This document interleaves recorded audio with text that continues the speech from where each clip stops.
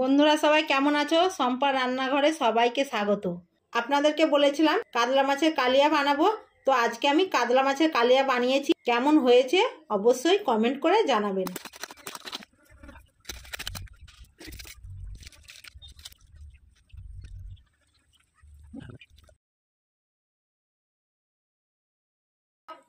স্বাদ মতো নুন দিয়ে দিচ্ছি, হলুদ দিয়ে দিচ্ছি, মাছে নুন হলুদ আর লঙ্কা গুঁড়ো দিয়ে ম্যারিনেট করে 10 মিনিটের জন্য রেখে দিচ্ছি।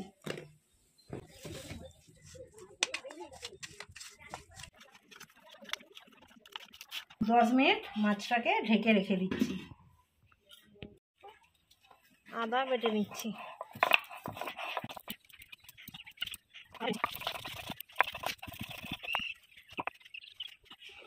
রসুন বেটে নিচ্ছি,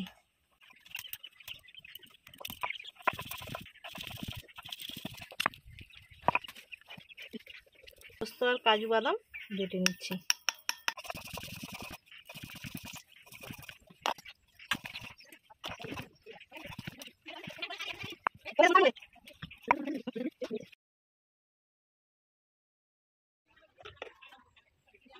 কড়াই সরষের তেল দিয়ে দিচ্ছি। 10 মিনিট ঢেকে রেখেছিলাম, ঢাকা খুলে নিচ্ছি। মাছটা ভেজে নিচ্ছি।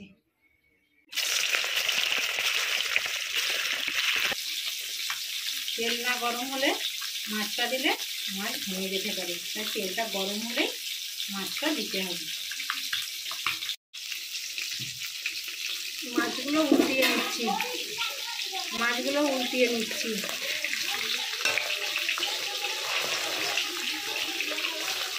দেখুন বন্ধুরা, মাছটাকে লাল লাল করে ভেজে নিয়েছি। এবার আমি উল্টিয়ে নিচ্ছি।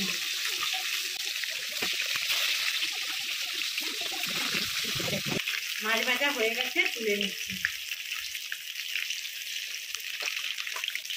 দেখুন বন্ধুরা, মাছটাকে লাল লাল করে ভেজে নিয়েছি। এবার আমি তুলে নিচ্ছি। কালিয়া করে তৈরি করে নেব, তার জন্য দুটো তেজপাতা একটা শুকনো লঙ্কা দিয়ে দিচ্ছি, দারচিনি আর দুটো লবঙ্গ দিয়ে দিচ্ছি, পেঁয়াজের পেস্টটা দিয়ে দিচ্ছি।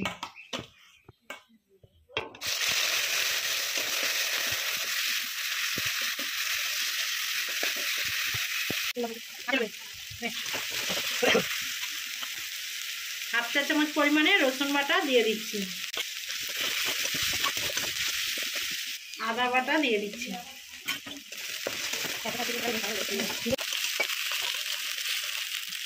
এবার টমেটোর পেস্টটা দিয়ে দিচ্ছি, তো আর কাজু বাদাম বাটা দিয়ে দিচ্ছি,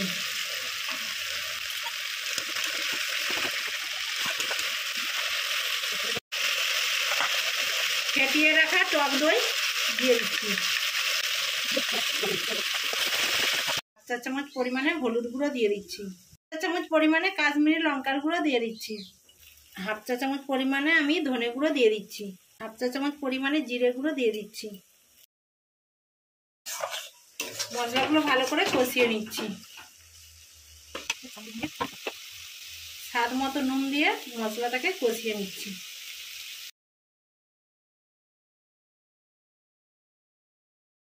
দেখুন বন্ধুরা, মশলার মধ্যে তেল ছেড়ে দিয়েছে।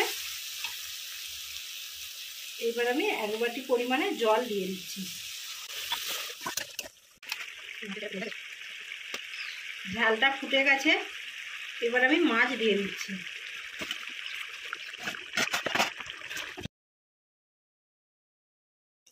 এক চা চামচ পরিমাণে ঘি দিয়ে দিচ্ছি, গরম মশলা দিয়ে দিচ্ছি 1 চা চামচ পরিমাণে।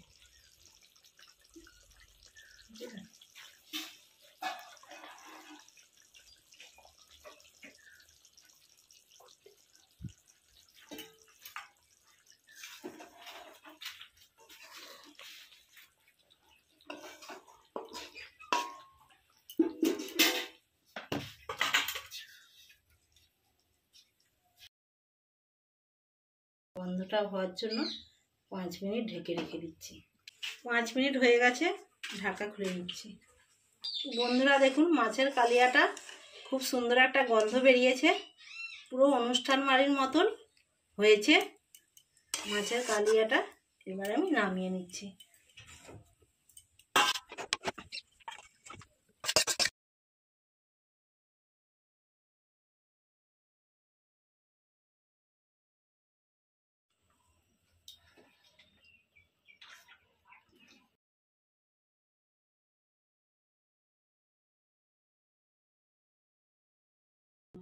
বন্ধুরা, কাতলা মাছের কালিয়াটা খুবই সুন্দর হয়েছে এবং খেতেও পুরো অনুষ্ঠান বাড়ির মতো হয়েছে। আপনারাও এটা বাড়িতে অবশ্যই ট্রাই করবেন, নইলে অনেক কিছু মিস করবেন। আমাদের ভিডিও যদি আপনাদের ভালো লেগে থাকে তো বেশি বেশি করে লাইক, কমেন্ট এবং সাবস্ক্রাইব করবেন এবং শেয়ার তো অবশ্যই করবেন। এইভাবে আমাদের পাশে থাকবেন যাতে আমরা আরো নতুন নতুন ভিডিও করতে পারি।